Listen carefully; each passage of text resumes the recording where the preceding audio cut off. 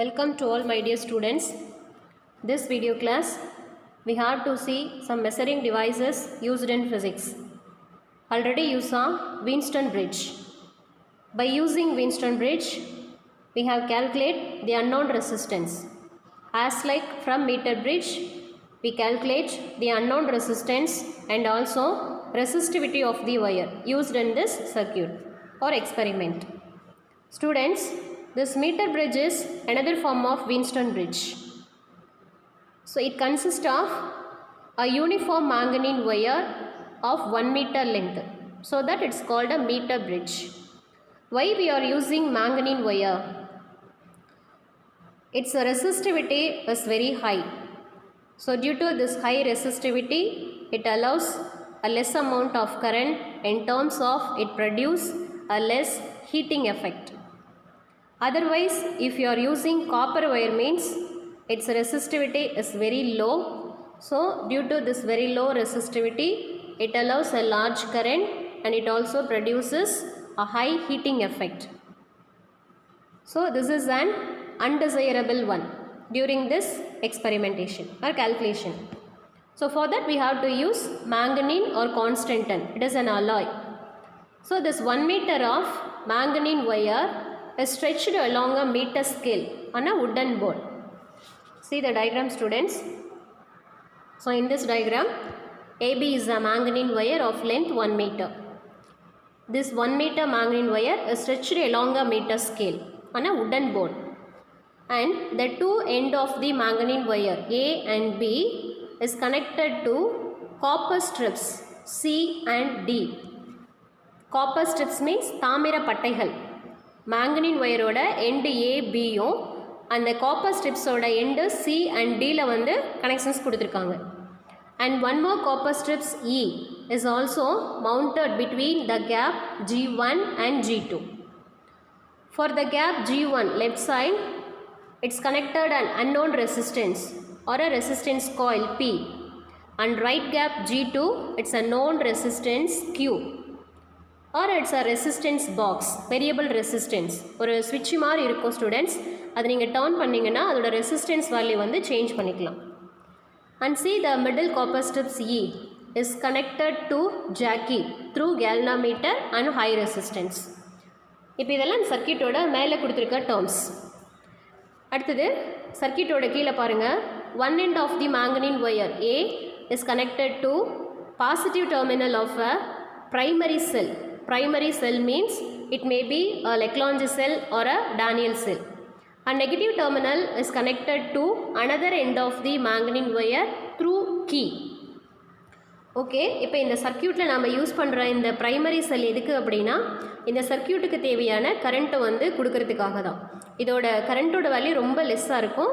So அந்த ரொம்ப ஃபீபபிள் current வந்து இந்த சர்க்யூட்டுக்கு போதுமானதாக இருக்கும். அதனால தான் நம்ம ப்ரைமரி செல் இந்த இடத்த எடுத்துக்கிறோம். கீ எதுக்காக யூஸ் பண்ணுறோன்னா இந்த கீயை வந்து நீங்கள் க்ளோஸ் பண்ணனா சர்க்யூட்டில் கரண்ட்டு போகும். கீ வந்து ஓப்பனில் இருந்துச்சுன்னா, ஓப்பன் மீன்ஸ் அந்த டாட் வராது அந்த பிளேஸில். அப்போ டாட் போட்டிருக்காங்கன்னா கீ வந்து க்ளோஸ் பண்ணியிருக்கோன்னு அர்த்தம். கீ க்ளோஸ் பண்ணும்போது சர்க்யூட்டில் கரண்ட்டு ஃப்ளோ ஆகும். இதுக்காக தான் கீழே கொடுத்துருக்க அந்த செல்லும் கீயும். இப்போ இந்த இடத்த கீயை க்ளோஸ் பண்ணிவிட்டு ஜஸ்ட்டு நம்ம பார்க்கும்போது என்னாகும், அந்த கேல்வனோமீட்டரில் சம்திங் டிஃப்ளெக்ஷன்ஸ் இருக்கும். இப்போ அந்த டிஃப்ளெக்ஷன்ஸ் இருக்கிறத நம்ம ஜீரோ டிஃப்ளெக்ஷனுக்கு கொண்டு வரணும். அந்த ஜீனு கொடுத்துருக்காங்க இல்லையா, அது வந்து கேல்வனோமீட்டர். எதுக்காகனா ஒரு சர்க்யூட்டில் போகிற கரண்ட்டை மெஷர் பண்ணுறதுக்கு, கரண்ட்டு போகுதா இல்லையா அப்படின்னு நம்ம பார்க்குறதுக்கு யூஸ் பண்ணுறது தான் galvanometer.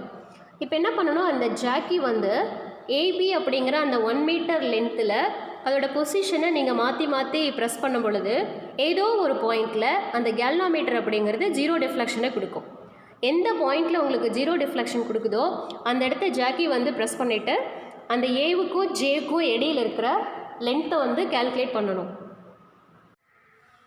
So the distance AJ is measured as L1, that is balancing length.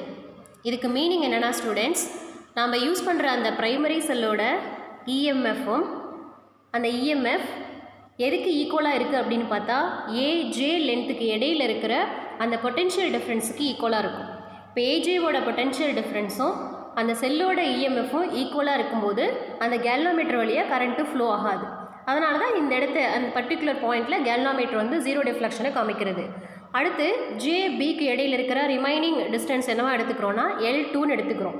இப்போ நம்ம முதல்ல சொன்னது போல் மீட்டர் பிரிட்ஜ் அப்படிங்கிறது வீன்ஸ்டனோட அனதர் ஃபார்ம். அப்படின்னா நீங்கள் வீன்ஸ்டனில் 4 ரெசிஸ்டன்ஸ் PQ or S வந்து யூஸ் பண்ணியிருப்பீங்க. இந்த இடத்த PQ அப்படிங்கிறது ஓகே. R எங்கே இருக்குது அப்படின்னா L1 அப்படிங்கிற லென்த் வந்து Rக்கு equal and the length L2 is equal to resistance Sக்கு வந்து ஈக்குவலாக இருக்கும். ஸோ நம்ம இந்த லென்த் ரெண்டும் கால்குலேட் பண்ணின பிறகு வீன்ஸ்டன் ஃபார்முலாவை அப்ளை பண்ணும்போது பாருங்கள், P/Q is equal to R/S. ஏற்கனவே சொன்னது போல் ஆருங்கிற ரெசிஸ்டன்ஸ் எனக்கு ஃபார்முலா என்னவா கிடைக்குதுன்னா resistance of the wire into length அப்படின்னு கிடைக்கும். இங்கே நம்ம ரெசிஸ்டன்ஸ் ஆஃப் தி ஒயர் என்னவா எடுத்துக்கிறோன்னா R'. Resistance per unit length of the wire. Unit லென்த்னா 1 மீட்டர் லென்த் ஆஃப் தி ஒயருக்கு எடுத்துக்கிற ரெசிஸ்டன்ஸ் R' இன்டு AJ. டிவைடில் பாருங்கள் R' இன்டு JB. நம்ம யூஸ் பண்ணுறது ஒரே ஒயர் தானே, அப்போ அதனால் ரெசிஸ்டன்ஸ் அப்படின்னா L1 எடுத்தாலும் உங்களுக்கு R' தான், L2க்கு எடுத்தாலும் R' தான் வரும். இது ரெண்டுமே கேன்சல் ஆகிட்டா ரிமைனிங் என்ன இருக்குது பாருங்கள், P/Q is equal to L1/L2. So from that P is equal to Q into L1/L2. அடுத்து இப்போ இந்த மீட்டர் பிரிட்ஜில் மேங்கனின் ஒயரோட 2 எண்டு ஏவும் பியும் காப்பர் ஸ்ட்ரிப்ஸில் வந்து ஜாயின் பண்ணியிருக்கோன்னு சொன்னோம். அப்போ அந்த எண்டில் வந்து மேங்கனின் ஒயர் வந்து காப்பர் கூட சால்டர் பண்ணி தான் ஜாயின் பண்ணியிருப்பாங்க.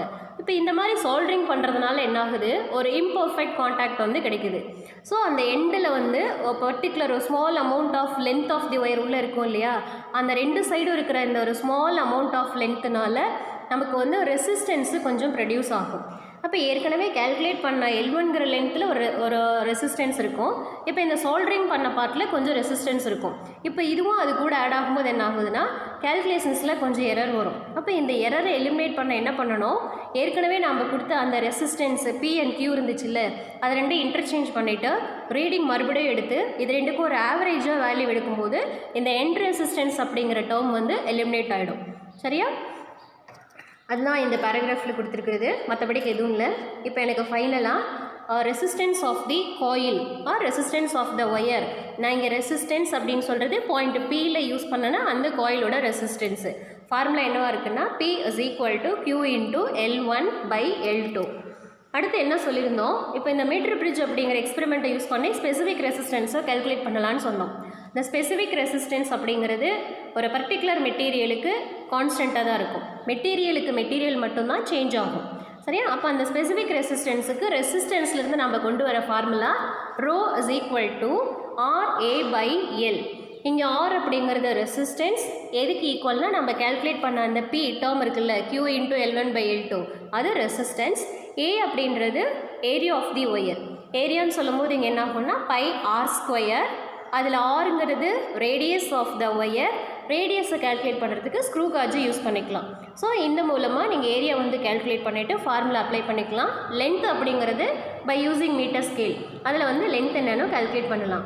இப்போ இதெல்லாம் எடுத்துகிட்டா ஃபைனலாக ஃபார்முலா எப்படி மாறுது, ρ is equal to P into πr²/Lன்னு கிடைக்கும். ஓகே, ஸோ மீட்டர் பிரிட்ஜ் அப்படிங்கிறதுல 1 மீட்டர் லென்த் எடுத்துக்கிறதுனால நம்ம அங்கே மீட்டர் பிரிட்ஜுன்னு சொல்கிறோம். இதிலிருந்து கொடுத்துருக்கிற அந்த காயிலோட ரெசிஸ்டன்ஸ் கண்டுபிடிக்கலாம். அட் த சேம் டைம் ரெசிஸ்டிவிட்டியும் கால்குலேட் பண்ணலாம். அடுத்து இந்த கான்செப்டை பேஸ் பண்ணி கொடுத்துருக்கிற எக்ஸாம்பிள் ப்ராப்ளம் பாருங்கள்.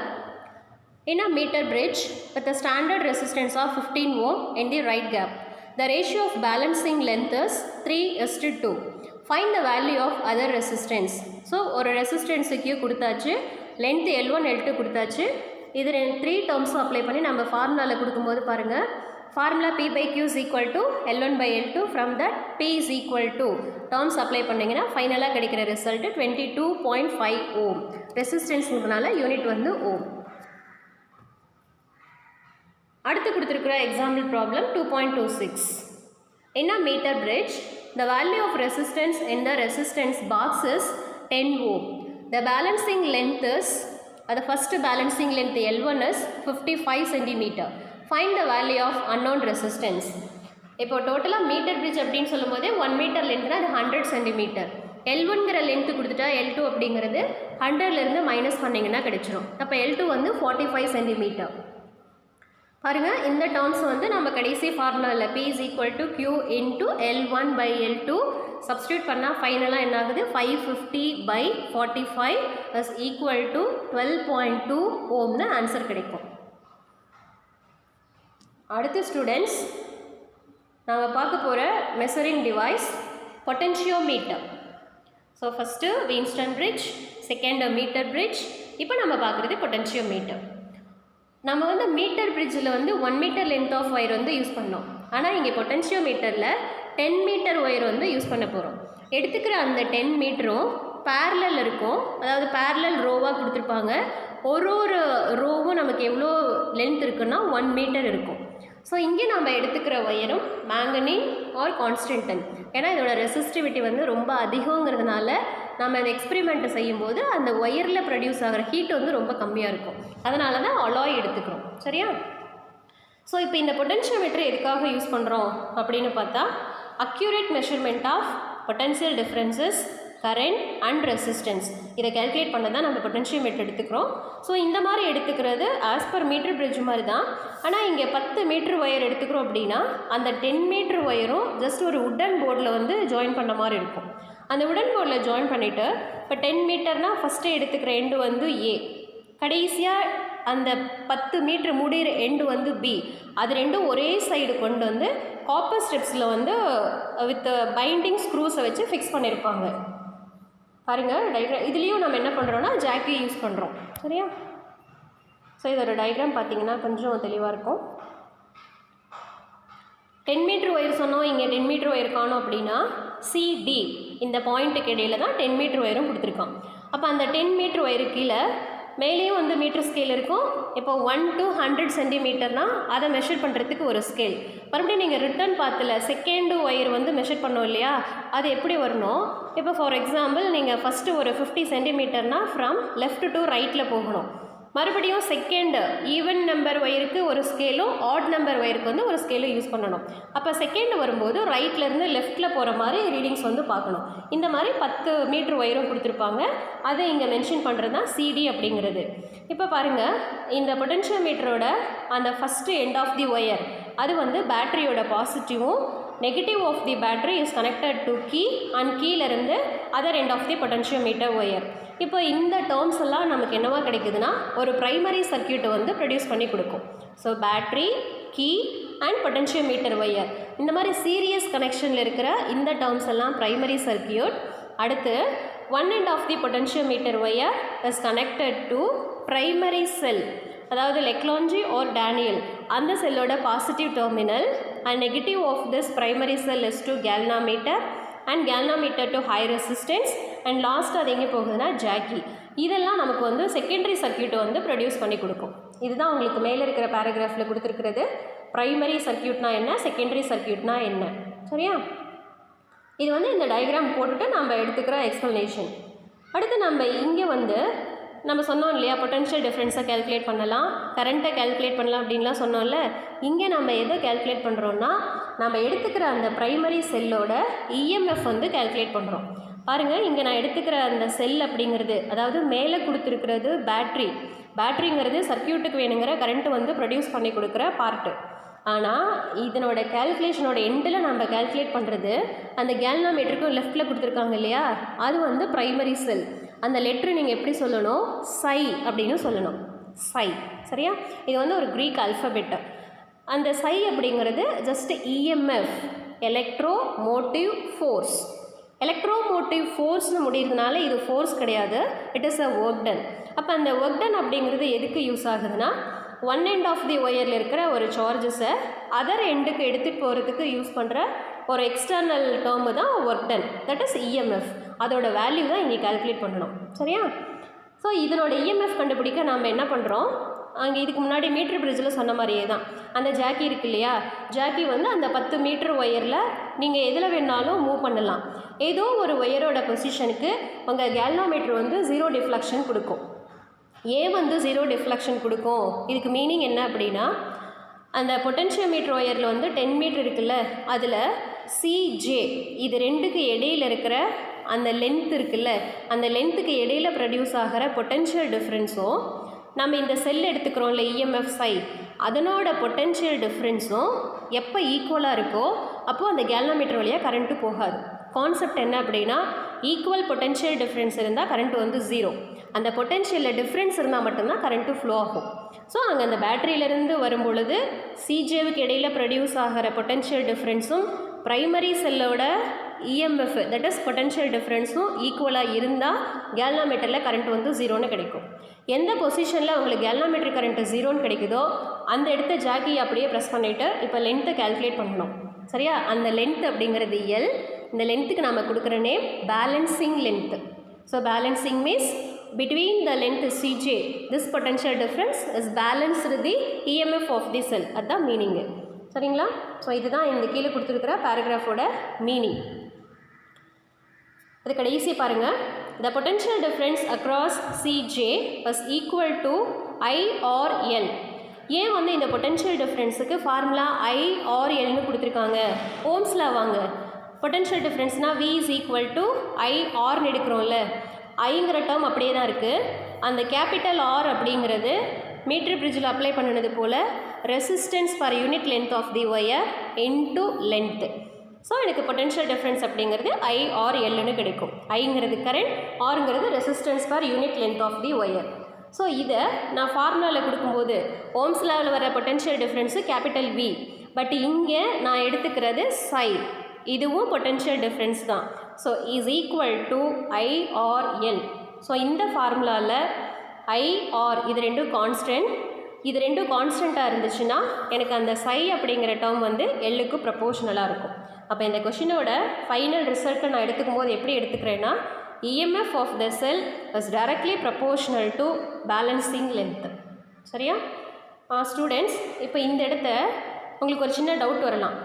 இஎம்எஃப்னா என்ன, பொட்டென்ஷியல் டிஃப்ரென்ஸ்னால் என்ன, எக்ஸாக்டாக இதுக்கு மீனிங் என்ன அப்படின்னு பார்க்கும்போது, அதாவது ஒரு செல் வந்து ஒரு சர்க்கியூட்டில் கனெக்ஷன்ஸில் இருக்கும்போது கீ வந்து நீங்கள் ஓப்பன் பண்ணிவிட்டு, கீ ஓப்பன் மீன்ஸ் அந்த சர்க்கியூட் வந்து ஆஃபில் இருக்குன்னு அர்த்தம். அப்போ கீ ஓப்பனில் இருந்தால் நம்ம கால்குலேட் பண்ணுற டேர்ம் வந்து இஎம்எஃப். ஏன் அப்படின்னா அந்த ப்ரைமரி செல்லோட பொட்டென்ஷியல் டிஃப்ரென்ஸ் அப்படிங்கிறது சர்க்கியூட்டுக்கு எங்கேயுமே போகாது, ஏன்னா அங்கே கீ வந்து ஓப்பனில் இருக்குது. ஸோ அதோட ஒரிஜினல் பொட்டென்ஷியல் டிஃப்ரென்ஸ் என்ன அப்படின்னு கால்குலேட் பண்ணலாம். That is maximum potential difference of the cell is EMF. EMF கண்டுபிடிக்கும் போது செல்லு கீ வந்து ஓப்பனில் இருக்கணும், அவ்வளோதான். ஆனால் இதே வந்து பொட்டென்ஷியல் டிஃப்ரென்ஸ் கால்குலேட் பண்ணும்போது கீ வந்து க்ளோஸரில் இருக்கணும். கீ க்ளோஸ் ஆனால் என்ன ஆகும்னா அந்த இஎம்எஃப் அந்த செல்லில் இருக்கிற அதனோட பொட்டென்ஷியல் டிஃப்ரென்ஸ் பொட்டென்ஷியல் சர்க்கியூட்டுக்கு போக ஆரம்பிக்கும். அப்படி சர்க்கியூட்டுக்கு போகும்போது அதனோட மேக்ஸிமம் பொட்டென்ஷியல் டிஃப்ரென்ஸில் கொஞ்சம் வேரியேஷன்ஸ் வரும், அது பின்னாடி நம்ம பார்க்கலாம். பொட்டென்ஷியல் வந்து குறையும். அப்படி பொட்டென்ஷியல் குறையும் போது அதோட ஒரிஜினல் பொட்டென்ஷியலே வந்து எனக்கு ப்ரொடியூஸ் ஆகாது, சர்க்கியூட்டில் கொஞ்சம் குறைவாக தான் இருக்கும். ஸோ ஒரு கீயை க்ளோஸ் பண்ணிவிட்டு நீங்கள் மெஷர் பண்ணிங்கன்னா that is potential difference. Key open பண்ணிவிட்டு எடுத்தால் தட் இஸ் இஎம்எஃப்.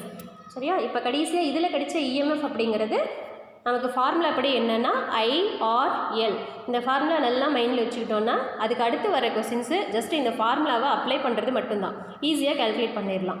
ஓகே, அடுத்து நெக்ஸ்ட் கொஸ்டின் பாருங்கள். Comparison of EMF of two cells with a potentiometer. இப்போ ஒரு பொட்டென்ஷியோமீட்டரை யூஸ் பண்ணி நம்ம எடுத்துக்கிற ரெண்டு செல்லுக்கு இஎம்எஃப் வந்து எப்படி கால்குலேட் பண்ணணும் அப்படின்னு பார்க்கணும். ஸோ நம்ம ஸ்ட்ரைட்டாக டயக்ராம் வச்சு சொல்லிடலாம், ரொம்ப ஈஸியாக தான் இருக்கும். பாருங்கள், இந்த சர்க்கியூட்டில் ஃபஸ்ட்டு வந்து பேட்ரியோட negative is connected to key.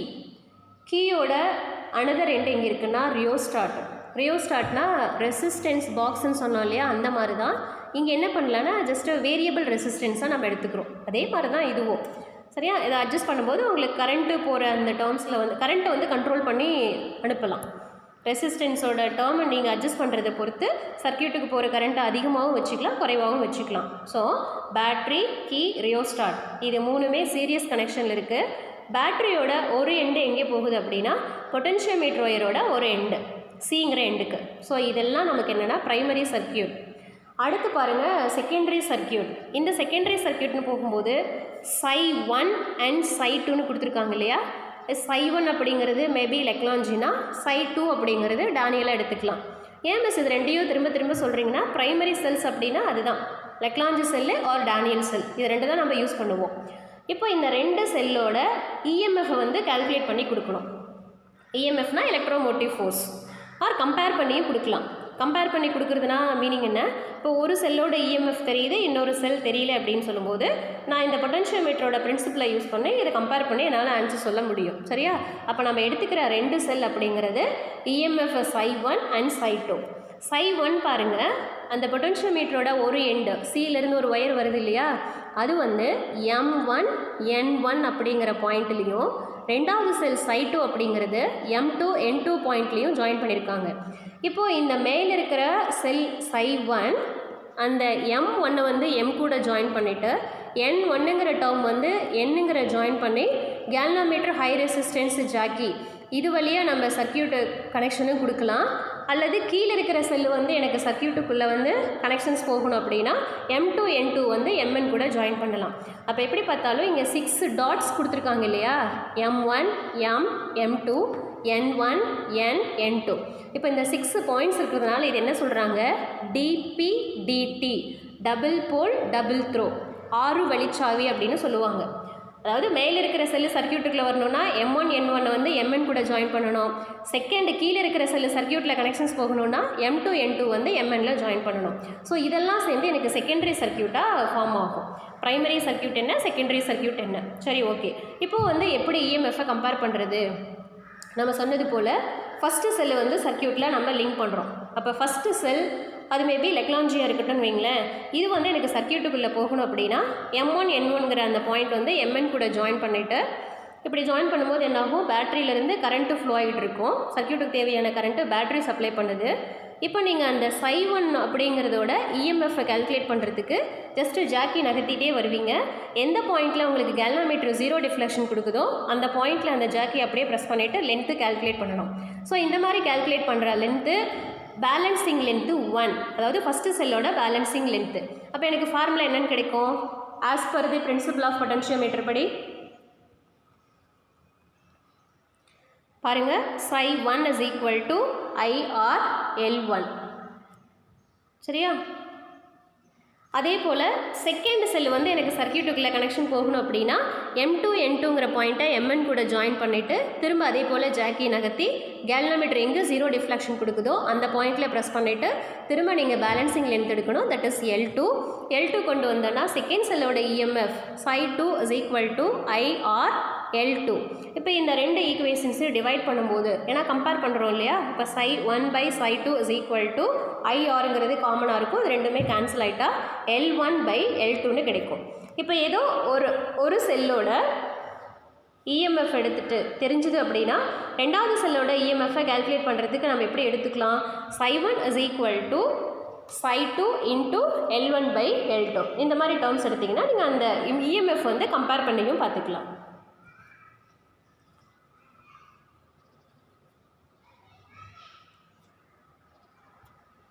Okay, எவ்வளோதான். அப்போ 2.6 தான் இந்த கொஷினோட லாஸ்ட்டு. ஸோ ஒரு பொட்டன்ஷியோமீட்டரை யூஸ் பண்ணும்போது பொட்டன்ஷியல் டிஃப்ரென்ஸை கால்குலேட் பண்ணிக்கலாம், இஎம்எஃப்பும் கம்பேர் பண்ணிக்கலாம். சரியா ஸ்டூடெண்ட்ஸ், அடுத்து நம்ம பார்க்க போகிற டாபிக் பாருங்கள், measurement of internal resistance of a cell by potentiometer. இப்போ இந்த பொட்டன்ஷியோமீட்டரை யூஸ் பண்ணி இதுக்கு முன்னாடி நம்ம என்ன பண்ணியிருந்தோம், ஜஸ்ட் வந்து இஎம்எஃப் கால்குலேட் பண்ணோம், செகண்ட் இஎம்எஃப் வந்து கம்பேர் பண்ணி பார்த்தோம். இப்போ தேர்ட் என்ன பண்ணணும், ஒரு செல்லோட வந்து இன்டர்னல் ரெசிஸ்டன்ஸை கால்குலேட் பண்ணணும். So what is mean by internal resistance of a cell? நமக்கு நார்மலாகவே தெரியும், ஒரு செல் அப்படின்னு சொல்லும்போது அவுட் சைட் தி செல், அதாவது சர்க்கியூட்டில் வந்து ஒரு செல்லு கனெக்ஷனில் இருக்கும்போது வெளியில் வந்து கரண்ட்டோட direction is always positive to negative. ஆனால் அந்த செல்லுக்கு உள்ளே பாருங்கள், கரண்ட்டு டைரக்ஷன் அப்படிங்கிறது நெகட்டிவ்லேருந்து பாசிட்டிவ்க்கு போகிற மாதிரி இருக்கும். ஸோ கரண்ட்டு நெகட்டிவ்லேருந்து பாசிட்டிவ்க்கு போகும்போது அந்த செல்லுக்கு உள்ளே இருக்கிற சொல்யூஷன் ஆர் மெட்டீரியல் அந்த போகிற கரண்ட்டுக்கு ஒரு ஆப்போசிஷனை கொடுக்கறது தான் நம்ம அந்த செல்லோட இன்டர்னல் ரெசிஸ்டன்ஸ் அப்படின்னு சொல்கிறோம். இந்த இன்டர்னல் ரெசிஸ்டன்ஸ் அப்படிங்கிறது ஒரு செல்லு வந்து நீங்கள் ஃப்ரெஷ்ஷாக ப்ரிப்பேர் பண்ணினா அது ரொம்ப கம்மியாக இருக்கும், அதே செல்லு வந்து ஏஜிங் ஆகும்போது இன்டர்னல் ரெசிஸ்டன்ஸ் வந்து ரொம்ப அதிகமாகிடும். ஸோ அந்த மாதிரி இருக்கிற இன்டர்னல் ரெசிஸ்டன்ஸ் தான் நம்ம இதில் வந்து கால்குலேட் பண்ண போகிறோம். பாருங்கள், இதுக்கு முன்னாடி நம்ம 2 கொஸ்டின்ஸில் வந்து எப்படி டயக்ராம் பார்த்தோமோ அதே மாதிரி தான் இருக்கும். நீங்கள் இந்த 3 டயக்ராமும் போட்டு கொஞ்சம் கன்ஃபியூஸ் பண்ணிக்க வேண்டாம், தெளிவாக இருந்துக்கோங்க. இதில் CD is the potentiometer wire. One end of the potentiometer wire C is connected to positive terminal of battery and negative terminal of battery is connected to a key and the other end of the key is connected to and other side or other end of the potentiometer wire. So this forms a primary circuit. இப்போ நம்ம இதுக்கு முன்னாடி சொன்ன மாதிரியே தான் battery, key, potentiometer wire இதெல்லாம் நமக்கு வந்து பிரைமரி சர்க்யூட் வந்து ஃபார்ம் பண்ணி கொடுக்கும். அதே போல் one end of the potentiometer wire C is connected to positive terminal of a primary cell that having an EMF psi and negative of this primary cell is connected to a jockey through galvanometer and high resistance. பாருங்கள், இப்போது இது வந்து primary circuit, battery கீன்னு சொல்லியிருந்தோம். கீழே இருக்கிற இந்த terms எல்லாமே secondary சர்க்யூட்டை ஃபார்ம் பண்ணும்போது அதில் அடிஷ்னலாக நாம் எடுத்துக்கிறது அக்ராஸ் த செல், அதோட இஎம்எஃப் வந்து சைன் இருக்கிற செல்லுக்கு அக்ராஸாக நம்ம ஒரு ரெசிஸ்டன்ஸ் வந்து ஜாயின் பண்ண போகிறோம். அண்ட் கீ, ஃபஸ்ட்டு கொடுத்த கீ வந்து K1, இப்போ செகண்ட் எடுத்துக்கிறது K2. ஸோ இந்த இதெல்லாம் செகண்டரி சர்க்யூட்டை வந்து ஃபார்ம் பண்ணி கொடுக்கும். நம்மளோட எய்ம் என்னென்னா, அந்த கீழே கொடுத்துருக்க அந்த ப்ரைமரி செல் இருக்கு இல்லையா, அதனோட இன்டர்னல் ரெசிஸ்டன்ஸை கால்குலேட் பண்ணி கொடுக்கணும். இங்கே இன்டர்னல் ரெசிஸ்டன்ஸை ரெப்ரசன்ட் பண்ணுறது ஸ்மால் ஆர். கேபிட்டல் ஆர் அப்படிங்கிறது சர்க்யூட்டில் வெளியில் ஜாயின் பண்ணியிருக்கிற எக்ஸ்டர்னல் ரெசிஸ்டன்ஸ். இன்டர்னல் ரெசிஸ்டன்ஸ் அப்படிங்கிறது ஒரு செல்லோட ப்ராப்பர்ட்டி, அந்த செல்லுக்கு உள்ளே இருக்கிற அதோட கேரக்டர். சரியா? ஸோ இப்போ கீழே இருக்கிற பேராகிராஃப் பாருங்கள். நம்ம அந்த மேலே டயக்ராம், சர்க்யூட் டயக்ராம் எப்படி டிஸ்கிரிப்ஷன் பண்ணமோ அதுதான் கீழே கொடுத்துருக்காங்க. ஸோ இந்த மாதிரி கனெக்ஷன்ஸ் கொடுத்துட்டு ஃபஸ்ட்டு நம்ம என்ன பண்ணணும் அப்படின்னு பார்க்கும்போது, இந்த கீ இருக்கு இல்லையா, K2 அப்படின்ற கீ, இந்த கீயை ஜஸ்ட்டு ஓப்பனில் எடுத்துகிட்டு, கீ ஓப்பன் அப்படின்னாவே நம்ம இஎம்எஃப் வந்து கால்குலேட் பண்ணுறோம் அப்படின்ட்டு மீனிங்கு. அப்போ இந்த கீ வந்து ஓப்பனில் இருக்கும்போது just we have to calculate the EMF of the primary cell. இஎம்எஃப்பை கால்குலேட் பண்ணுறதுக்கு என்ன பண்ணணும், அந்த ஜாக்கி வந்து பொட்டன்ஷியோமீட்டர் ஒயரில் வந்து ஜஸ்ட்டு மூவ் பண்ணிகிட்டு இருக்கும்போது உங்களுக்கு எந்த பாயிண்டில் கேல்வாமீட்டர் 0 டிஃப்ளெக்ஷன் கொடுக்குதோ அந்த பாயிண்டில் வந்து அதை ப்ரெஸ் பண்ணிவிட்டு லென்த்து CJவை மெஷர் பண்ணி பார்க்குறோம். இந்த CJங்கிற லென்த்துக்கும் அக்ராஸில் ப்ரொடியூஸ் ஆகிற potential difference is equal to EMF of the cell அப்படின்ற கண்டிஷனில் கேல்வாமீட்டர் சோர்ஸ் 0 டிஃப்ளெக்ஷன். ஸோ இந்த மாதிரி எடுக்கிற இந்த ஃபர்ஸ்ட் லென்த் வந்து பேலன்சிங் லென்த்து L1 அப்படிங்கிற பேலன்சிங் லென்த்து நம்ம இந்த கீ K2 வந்து ஓப்பனில் வச்சு எடுத்தோம். அப்போ கீ ஓப்பனில் இருக்கணும் அப்படின்னாவே நமக்கு இஎம்எஃப் தான் கால்குலேட் பண்ண முடியும். ஸோ பாருங்கள், நமக்கு ஃபார்முலா எந்த மாதிரி அமைஞ்சிரும், this EMF psi is equal to IR L1ன்னு கிடைக்கும். IRங்கிறது கான்ஸ்டண்ட்டாக இருக்கிறதுனால psi is directly proportional to L1 அப்படின்னு கிடைக்கும். இது வந்து ஃபஸ்ட் ஈக்குவேஷனாக எடுத்துக்கிறோம். அடுத்து என்ன பண்ணுறோம், இந்த கீ K2 அப்படிங்கிறத க்ளோஸ் பண்ணணும். நீங்கள் இந்த கீ வந்து க்ளோஸ் பண்ணிட்டாவே இங்கே மீனிங் என்னென்னா, பேட்டரியிலேருந்து கரண்ட்டு ஃப்ளோ வந்து சர்க்யூட்டில் ஃப்ளோக ஆரம்பிச்சிடும். ஸோ அந்த மாதிரி கரண்ட்டு போகும்போது மறுபடியும் நமக்கு அந்த பேலன்சிங் லென்த் வந்து மாறும். பேலன்சிங் லென்த்து மாறும்போதும் திரும்ப நம்ம என்ன பண்ணோன்னா, அந்த ஜாக்கியை மூவ் பண்ணிவிட்டு எப்போ வந்து கேல்வாமீட்டர் 0 டிஃப்ளெக்ஷனை கொடுக்குது அப்படின்னு கால்குலேட் பண்ணணும். ஸோ அந்த மாதிரி கால்குலேட் பண்ணும்போது நம்ம கிடைக்கிறது செகண்ட் பேலன்சிங் லென்த் L2ன்னு கிடைக்கும். இப்போ இந்த இடத்து என்ன அப்படின்னா, உங்களுக்கு பேட்டரியிலேருந்து இந்த கரண்ட்டு ஃப்ளோ ஆகுது இல்லையா, அப்போ அந்த ஃப்ளோ ஆகிற கரண்ட்டு CJவுக்கும் குறுக்க, அதாவது இப்போ டிஸ்டன்ஸ் வந்து மாறிடும் பேலன்சிங் லென்த்து, இதுக்கு அக்ராஸில் ஒரு சம்திங் பொட்டன்ஷியல் டிஃப்ரென்ஸை ப்ரொடியூஸ் பண்ணி கொடுக்கும். அதே சமயத்தில் அந்த கீழே செகண்டரி சர்க்யூட்டில் ரெசிஸ்டர் R இருக்கு இல்லையா, அந்த Rரும் ப்ரைமரி செல்லோட இன்டர்னல் ரெசிஸ்டன்ஸு, அது அந்த செல்லுக்கு உள்ளே இருந்தாலும் அதுவும் ஒரு ரெசிஸ்டன்ஸ் அப்படிங்கிற கால்குலேஷனில் தான் வரும். இப்போ இந்த கேபிட்டல் ஆரும் ஸ்மால் ஆரும் சீரியஸ் கனெக்ஷனில் இருக்கிறதா எடுத்துக்கணும். ஸோ இந்த ரெண்டும் சீரியஸ் கனெக்ஷனில் இருக்கும்போது இந்த ரெண்டுமே ரெசிஸ்டர் கனெக்டட் அண்ட் சீரியஸ், ஏற்கனவே நம்ம கிளாஸில் பார்த்தோம் இல்லையா, அதுபடி ரெண்டுமே சீரியஸில் இருந்தால் ஜஸ்ட் ஆட் பண்ணிக்கணும் தானே. R plus R, capital R plus small R அப்படிங்கிற ஒரு ரெசிஸ்டன்ஸை இங்கே ஃபார்ம் பண்ணி கொடுக்கும். சரியா? ஸோ இந்த மாதிரி வரும்போது நமக்கு ப்ரொடியூஸ் ஆகிற கரண்ட்டு என்னவாக இருக்கும் அப்படின்னு அடுத்தது வந்து கால்குலேட் பண்ணுறோம். பாருங்கள், அடுத்து சூட்டபிள் ரெசிஸ்டன்ஸு எவ்வளோ கொடுக்கலான்னா ஒரு 10 Ω கொடுத்துட்டு அந்த கீ வந்து க்ளோஸில் எடுத்துக்கும் போது ஆர் அப்படிங்கிறது இன்டர்னல் ரெசிஸ்டன்ஸாக எடுத்துக்கிறோம். கேபிட்டல் ஆருங்கிறது சர்க்யூட்டில் இருக்கிற எக்ஸ்டர்னல் ரெசிஸ்டன்ஸ். இப்போ எனக்கு சர்க்யூட்டில் போகிற கரண்ட்டு I அப்படிங்கிறது ஓம்ஸ் லா படி தான் கிடைக்கும். I is equal to V by R. But இங்கே V அப்படிங்கிறது EMF psi by R plus R. ஏன்னா ரெண்டு ரெசிஸ்டரும் சீரியஸ் கனெக்ஷனில் இருக்குது. Formula RS is equal to R1 plus R2 அப்படின்னு எடுக்கிறோம் இல்லையா, அதனால் இது R plus Rன்னு கிடைக்கும். அடுத்து இப்போ கரண்ட் வந்து இந்த ஈக்குவேஷன் இருக்குன்னா பொட்டென்ஷியல் டிஃப்ரென்ஸ் எந்த மாதிரி இருக்கும் அப்படின்னு பார்க்கணும். So the potential difference across R, அந்த பொட்டென்ஷியல் டிஃப்ரென்ஸ் அப்படிங்கிறது எதுக்கு இடையில ட்ராப் ஆகும் அப்படின்னா, கீழே அந்த செகண்டரி சர்க்கியூட் இருக்குல்ல, செகண்டரி சர்க்கியூட்டில் கேபிட்டல் ஆர்னு கொடுத்துருக்காங்க இல்லையா, அதுக்கு குறுக்க வந்து ஒரு பொட்டென்ஷியல் டிஃப்ரென்ஸ் வந்து கிரியேட் ஆகும். அந்த பொட்டென்ஷியல் டிஃப்ரென்ஸு என்ன அப்படின்னு பார்க்கும்போது V is equal to IR. இது ஃபார்முலா. I அப்படிங்கிறது பாருங்கள் மேலே கொடுத்துருக்குற டேர்ம், அது கூட எது மட்டும் அடிஷ்னலாக வரும்னா கேபிட்டல் R மட்டும்தான் வரும். So V is equal to psi R by R plus R. So first equation அப்படிங்கிறது balancing length is directly proportional to L1. ஆனால் second potential difference is directly proportional to L2. சர்க்கியூட்டில் இவ்வளோ current போகுது, இவ்வளோ potential இருக்குது. இப்போ நீங்கள் balancing length first எடுத்த மாதிரியே ஜாக்கியை மூவ் பண்ணிவிட்டு எந்த பாயிண்டில் கேல்வாமீட்டர் 0 டிஃப்ளெக்ஷன் கொடுக்குது அப்படின்னு கேல்குலேட் பண்ணணும். கேல்குலேட் பண்ணி அந்த டிஸ்டன்ஸ் எடுக்கும்போது செகண்ட் பேலன்சிங் லென்த் L2ன்னு எடுத்துக்கிறோம். So this balancing length balances the potential difference across the resistor R. அப்போ நமக்கு ஃபார்முலா எப்படி மாறுது பாருங்கள். psi R by R plus R is directly proportional to L2ன்னு கிடைக்கும்.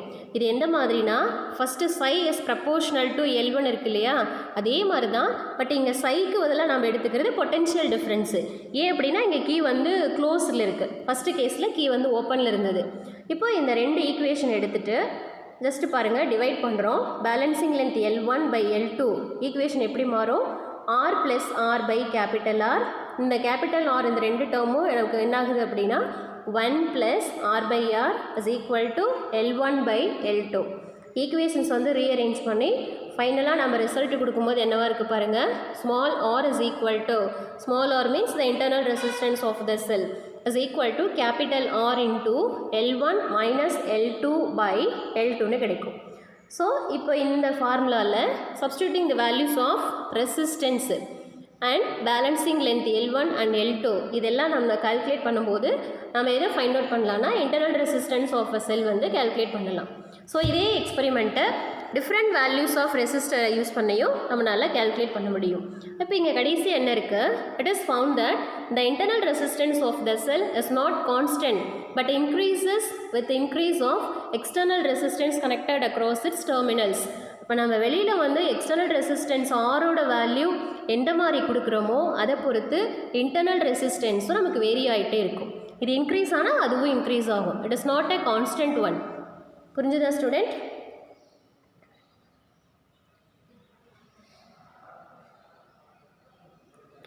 ஸோ அதாவது நீங்கள் K2 அப்படிங்கிற கீயை ஓப்பனில் விட்டுட்டு ஃபஸ்ட்டு பேலன்சிங்கில் எடுத்தீங்க அப்படின்னா அது EMF. கீயை க்ளோஸ் பண்ணிவிட்டு செகண்ட் டைம் வந்து எடுத்தோன்னா அது பொட்டென்ஷியல் டிஃப்ரென்ஸ். இந்த ரெண்டு பேலன்சிங் லென்த்தில் இருந்தும் ஈக்குவேஷன் எடுத்து அதை ரீஅரேஞ்ச் பண்ணும்போது நமக்கு ரிசல்ட்டு கிடைக்கும். Now for Tamil medium students, metre bridge, தமிழில் சொல்லணுன்னா மீட்டர் சமணச்சுற்று. இது வந்து வீன்ஸ்டன் சமணச்சுற்றின் மற்றொரு வடிவம். இங்கே நம்ம யூஸ் பண்ணுறது 1 மீட்டர் நீளமாக இருக்கிற ஒரு மேங்கனீன் கம்பி. இந்த 1 மீட்டர் நீளமுள்ள மேங்கனீன் கம்பியானது ஒரு மரப்பலகையில் அளவுகோலுடன் இணையாக C மற்றும் D அப்படிங்கிற பாயிண்டில் தாமிர பட்டைகளோட ஜாயின் பண்ணி கொடுத்துருப்பாங்க. தாமிர பட்டைகள்னு சொல்லும்போது இடைவெளி G1 இன்னொன்று G2. இந்த ரெண்டு இடைவெளிக்கு இடையில் இருக்கிற மற்றொரு தாமிர பட்டை கேபிட்டல் Eன்னு எடுத்துக்கிற இந்த டேர்ம். இந்த மையத்தில் இருக்கிற இந்த இடைவெளி அதாவது தாமிர பட்டையிலிருந்து ஒரு கால்வனாமீட்டர் மற்றும் உயர் மின்தடையாக்கி வழியாக ஒரு தொடுசாவியானது இணைக்கப்பட்டிருக்கும். தொடுசாவின்னு சொல்லலாம், மின் கடத்தின்னு சொல்லலாம். சமணச்சுற்று கம்பியோட முனைகளுக்கு குறுக்க ஒரு லெக்லாஞ்சு மின்கலமும் சாவியும் இணைக்கப்பட்டிருக்கும். அடுத்து கொடுத்துருக்கிறது மின் சுற்று வரைபடம். பாருங்கள், கம்பியின் மேலே தொடுசாவியை நகர்த்தி கால்வனாமீட்டரில் சுழி விளக்கம் பார்க்கணும். தொடுசாவிய நிலையை வந்து J அப்படின்னு எடுத்துக்கிட்டோன்னா AJ மற்றும் JB இந்த ரெண்டு நீளங்கள் அப்படிங்கிறது வீன்ஸ்டன் சமணச்சுற்றில் மின்தடையாக்கி R மற்றும் Sக்கு பதிலாக இருக்குது அப்படின்னு எடுத்துக்கிறோம். இப்போ நம்ம ஃபார்முலாவில் சப்ஸ்டியூட் பண்ணுறது கடைசி ரிசல்ட்டு எல்லாமே நம்ம இங்கிலீஷ் மீடியத்தில் எப்படி டெரிவேஷன் கொடுத்தோமோ அதே போல தான்.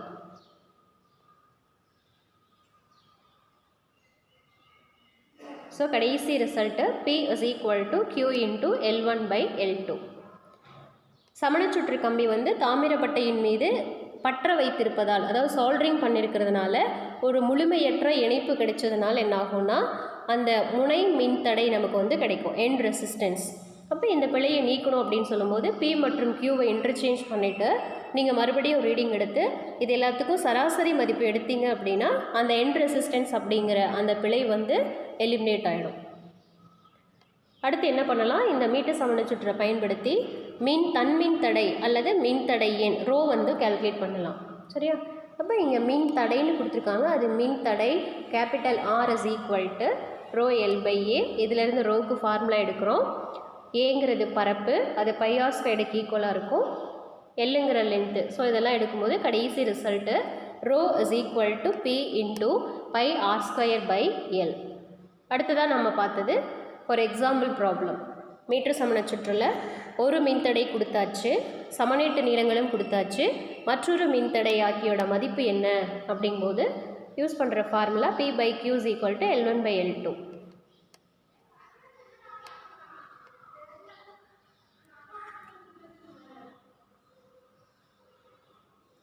ஸோ கடைசி எடுக்கிற result P is equal to 22.5 ohm. அடுத்த எக்ஸாம்பிள் சம் பாருங்கள். ஃபஸ்ட்டு கொடுத்துருக்க லென்த்து 55 சென்டிமீட்டர், கொடுத்துருக்க ரெசிஸ்டன்ஸ் 10 ohm. ஸோ நம்ம ஃபார்முலாவில் சப்ஸ்டியூட் பண்ணி ரிசல்ட் கொண்டு வந்தோம்னா 12.2 ohmனு கிடைக்கும். அடுத்ததாக பார்த்தது பொட்டன்ஷியோமீட்டர், தமிழில் மின்னழுத்தமானி அப்படின்னு எடுத்துக்கிறோம். மின்னழுத்தமானியானது மின்னழுத்த வேறுபாடு, மின்னோட்டம், மின்தடை இதை வந்து துல்லியமாக கால்குலேட் பண்ணால் யூஸ் ஆகுதுன்னு எடுத்தாச்சு. இதில் 10 மீட்டர் நீளம் இருக்கிற மேங்கனீன் அல்லது கான்ஸ்டன்டன் கம்பி எடுத்துகிட்டு அதாவது 10 மீட்டர் அப்படின்னா 1 மீட்டர் நீளத்தில் வரிசையாக 10 இருக்கும், ஒன்றுக்கு ஒன்று பேரலாக. இந்த ரெண்டு முனைகளும் ஒரே பக்கத்தில் கொண்டு வந்து இணைப்பு திருகை யூஸ் பண்ணி தாமிரப்பட்டையோட பொருத்தி இருப்பாங்க. அந்த 1 மீட்டர் அளவுகோல் அப்படிங்கிறது அந்த கம்பிகளுக்கு 10 மீட்டர் கம்பிகளுக்கு இணையாக கொடுத்துருக்கு. மேலே ஒரு ஸ்கேல் இருக்கும், கீழே வந்து ஒரு ஸ்கேல் இருக்கும். ஸோ நம்ம டயக்ராம் பார்க்கலாம். டயக்ராம் வந்து 2 மீடியத்துக்கும் ஒரே மாதிரி தான் இருக்கும். இங்கேயும் என்ன பண்ணுறோம், இந்த மின்கலன், சாவி, மின்னழுத்தமானி கம்பி இதெல்லாம் முதன்மை சுற்று. மின்னழுத்தமானி கம்பி, பிரைமரி செல் முதன்மை மின்கலன், கால்வனாமீட்டர், உயர் மின்தடை, தொடுகோல் இதெல்லாம் செகண்டரி சர்க்கியூட்டு.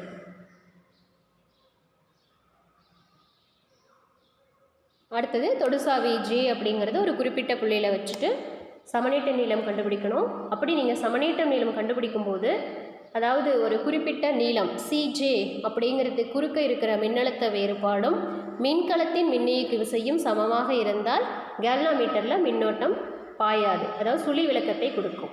கரண்ட் வந்து 0 ஆகிடும் கேல்வனாமீட்டரில். பேலன்சிங் லென்த் அப்படின்னா சமன்சை நீளம் அல்லது சமநீட்டு நீளம் அப்படின்னு சொல்லலாம். இப்போ அந்த CJவுக்கு குறுக்க இருக்க மின்னழுத்த வேறுபாடு IRL, மின்னியக்கு விசை formula psi is equal to IRL. இங்கே வந்து IR constant. So formula psi is directly proportional to L. அடுத்து மின்னழுத்தமானியை பயன்படுத்தி இரு மின்கலன்களின் மின்னியக்கு விசைகளை ஒப்பிடுதல்.